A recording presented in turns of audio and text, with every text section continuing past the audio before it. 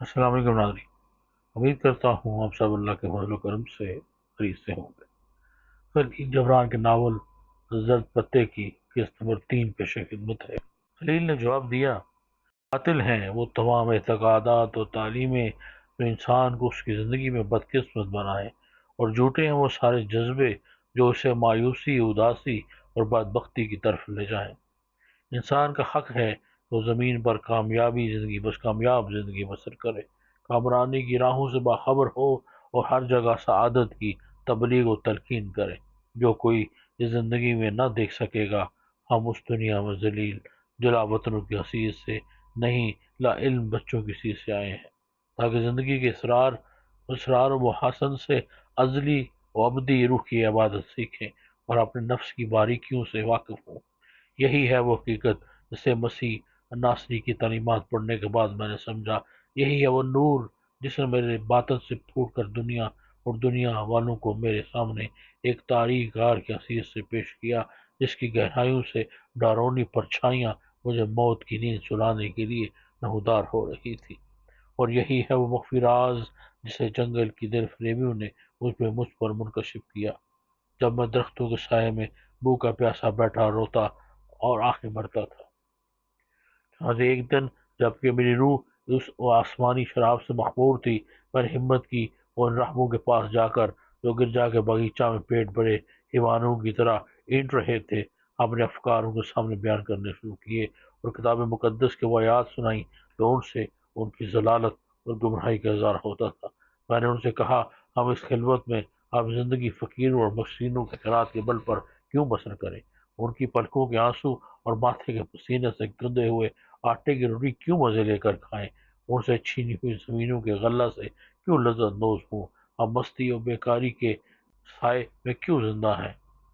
ان قبیلوں سے کیوں دوری اختیار کریں جو معافرت کے محتاج ہیں؟ ملک کو اپنے نفس کی قوتوں اور بازوں کی طاقتوں سے کیوں محروم رکھیں؟ مسیح ناصری نے تمہیں بھیڑیوں میں بھیڑ بنا کر بھیجا تھا، پھر وہ کون سی تعلیمات ہیں جنہوں نے تمہیں بھیڑیوں میں بھیڑیا بنا دیا؟ تم انسانوں سے کیوں الگ تھلگ رہتے ہو جب اللہ نے تمہیں بھی انسان بنایا؟ اگر تم قوان حیات کے راہگیروں پر فضیلت رکھتے ہو، تمہارا فرض ہے کہ ان کے پاس جاؤ، انہیں تعلیم دو۔ اگر وہ تم پر فوقیت رکھتے ہیں تو ان میں گھل مل کر ان سے تعلیمات حاصل کرو۔ حیرت یہ ہے کہ تم محتاجی سے ڈرتے ہو اور امیروں کی زندگی بسر کرتے ہو، اطاعت سے بھاگتے ہو اور انجیل کے خلاف بغاوت کرتے ہو، پاک دامنی سے بچتے ہو اور تمہارے دل نفسیاتی خواہشوں سے لبریز ہیں۔ تم اپنے جسموں پر جبر کرتے ہو لیکن در حقیقت اپنے روحوں کو کچلتے ہو۔ تم اپنے دنیا والوں سے بلند ظاہر کرتے ہو لیکن تم تمام آدمیوں سے حریص ہو۔ تم زاہد و ورع کی نمائش کرتے ہو لیکن ان حیوانوں کی مثال ہو جو معرفت سے بیگانہ کھیت چرنے میں مصروف رہتے ہیں۔ آؤ ہم گرجا کی وسیع زمینیں محتاج غریبوں کو واپس کر دیں اور وہ تمام دولت ان کی جیبوں میں ڈال دیں جو ہم نے ان سے حاصل کی ہے۔ آؤ ہم ملک کے ہر گوشہ میں بڑھ جائیں، جس طرح پرندوں کے جلڑ الگ الگ ہو جاتے ہیں، اور ان کمزور قبیلوں کی خدمت کریں اور ان بدقسمت قوموں کی سورج کی روشنی کے لیے اور ان کمزور قبیلوں کی خدمت کریں جنہوں نے ہمیں طاقتور بنایا ہے۔ ان ملک کی اصلاح کریں جس کی خیرات پر ہم زندہ ہیں، اور اس بدقسمت قوم کو سورج کی روشنی کے لیے مسکرانا، آسمانی عطیوں اور زندگی اور آزادی کی عظمت و شمل کی شادکام ہونا سکھائیں۔ جو نصرانیت کی پیروی کرتی ہیں وہ مصیبتیں اور تکلیفیں جب انسانوں میں رہ کر اٹھانی پڑیں گی، اس راہ سے زیادہ حسین اور بزرگ ہوں گی جن کے ہم رحمانیت کی زندگی میں خوگر ہو گئے ہیں۔ وہ مہربانی، وہ ہمدردی جس سے ہم کسی عزیز کا دل اپنے ہاتھوں میں لیں گے، اس فضیلت سے زیادہ بلند ہوگی جو گرجا کے گوشوں میں چھپی ہوئی ہے۔ اور تسکین اور تشفیع کا وہ کلمہ جو ہم کسی کمزور، مجرم اور درماندہ سے کہیں گے، ان طویل نمازوں سے زیادہ مقدس ہوگا جو ہم ہیکل میں بار ادا کرتے ہیں۔ خلیل دم لینے کے لیے تھوڑی دیر ٹھہر گیا، اس کے بعد اس نے راحیل اور مریم کی طرف نگاہ اٹھا کر دیکھا، پشتو لہجے میں کہنے لگا، یہ اور ان سے ملتی جلتی باتیں میں رہبو سے کہہ رہا تھا اور وہ سن رہے تھے۔ تعجب کے آثار ان کے چہروں سے نمایاں تھے، کوئی انہیں یقین نہ تھا کہ مجھ جیسا نوجوان ان میں کھڑے ہو کر اس قسم کی جرات آمیز باتیں کر سکتا ہے؟ یہاں تک کہ جب میں خاموش ہو گیا تو ان میں سے ایک رقم میرے پاس آیا اور دانت پیس کر کہنے لگا، کیوں رے خبیث، تجھے ہمارے سامنے اس قسم باتیں کرنے کی ضرورت نہ کی کیوں کی؟ پھر وہ دوسرا آیا اور مجھ پر طنز کیا، کیا تو نے یہ حکمت ان بھیڑ بکریوں اور خنزیروں سے سیکھی ہے جن کے ساتھ اپنی عمر گزاری ہے؟ آخر میں ایک اور آیا اور دھمکی دی کہ میرے سرکش، تجھے دیکھے گا کہ تیرے ساتھ کیا سلوک کیا جاتا ہے۔ اس کے بعد میرے پاس سے بھاگ گئے جیسے تندرست کوڑی سے بھاگتا ہے۔ ان میں سے کچھ بشپ کے پاس گئے، میری شکایت کی۔ سورج غروب ہونے پر بشپ نے مجھے بلایا، جہاں سنگ دلی سے برا برا کہہ کر مسرور رہبوں کو ان کو حکم دیا کہ بڑے بڑے کوڑے لگائیں۔ جب وہ کوڑوں سے میرے جسم کو چھلنی کر چکے تو اس نے مجھے پورے 1 مہینے میں قید رکھنے کا حکم دیا، اور راہب خوش ہوتے، کہنے لگاتے، مجھے ایک سرد و تری کوٹری میں لے گئے۔ 1 مہینہ تک میں اس میں قید میں پڑا رہا، اس عالم میں کہ روشنی سے بالکل محروم تھا۔ کیڑے مکوڑوں کے رینگنے کے سوا مجھے کچھ محسوس نہ ہوتا تھا، مٹی کے سوا کوئی چیز ہاتھ لگانے کو نہ تھی۔ معلوم ہوتا تھا کہ رات کب ختم ہوتی اور سورج کس وقت طلوع ہوتا۔ اس رہب کے قدموں کی چاپ کے سوا کوئی آواز نہ سنائی دیتی تھی۔ وہ آتا اور سوٹی روکڑی کی پمودی لگے ٹکڑے اور سرکہ ملے پانی کا ایک آب خورا میرے پاس رکھ کر چلا جاتا۔ جب میں قید سے آزاد ہوا اور رہب نے میرے جسم کی ناتوانی اور چہرے کا پیلا پن دیکھا تو سمجھے کہ میرے نفسی میلانات میرے باطن میں گھٹ کر مر چکے ہیں، اور یہ کہ بھوک پیاس اور تکلیفوں سے انہوں نے اس جذبے کو موت کے گھاٹ اتار دیا ہے جو اللہ نے میرے دل میں پیدا کیا تھا۔ دن راتوں کے نقش قدم پر گزرتے رہے اور میں تنہائی کے اوقات میں اپنی ذاتی قوتوں کو ان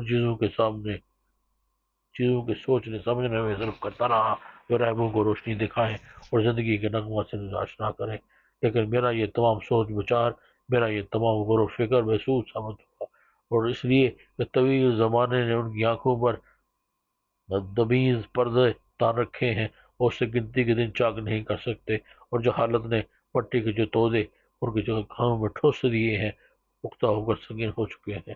میں نے لازم نرم و نازک انگلیوں کا لمس ظاہر نہیں کر سکتا تھا۔ ٹھنڈے سے سانس ضربے خاموشی کے بعد مریم نے سر اٹھا کر ماں کی طرف دیکھا۔ وہ اجنبی سے اسے بات کرنے کی اجازت چاہتی ہے۔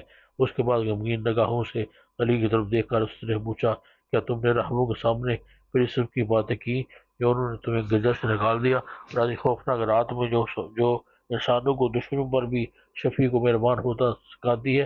نوجوان نے جواب دیا، آج شام کو آدی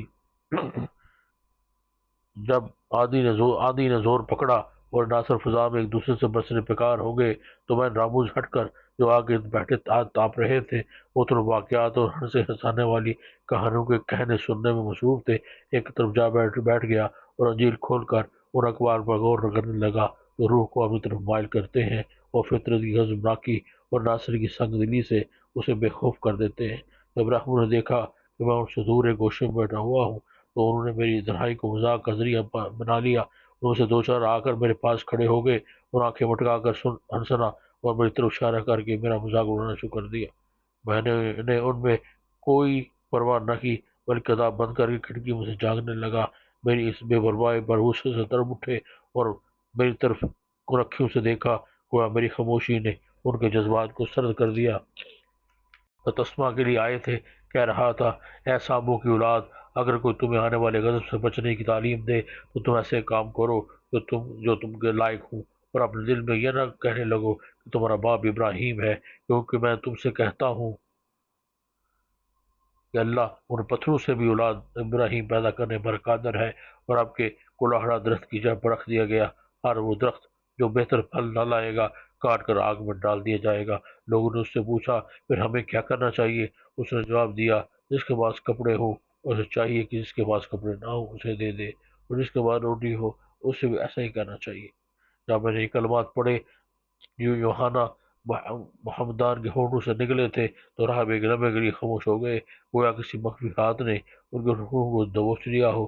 لیکن پھر وہ اپنی اصلی حالت پر آ گئے اور کہکا مار کے کہنے لگے، انہوں سے ایک بولا، ہم نے یہ کلام کئی مرتبہ پڑھا ہے، اس لیے ہم ایک مویشی چرانے والے کے محتاج نہیں ہیں وہ کہ یہ فکر ہمیں سنائے۔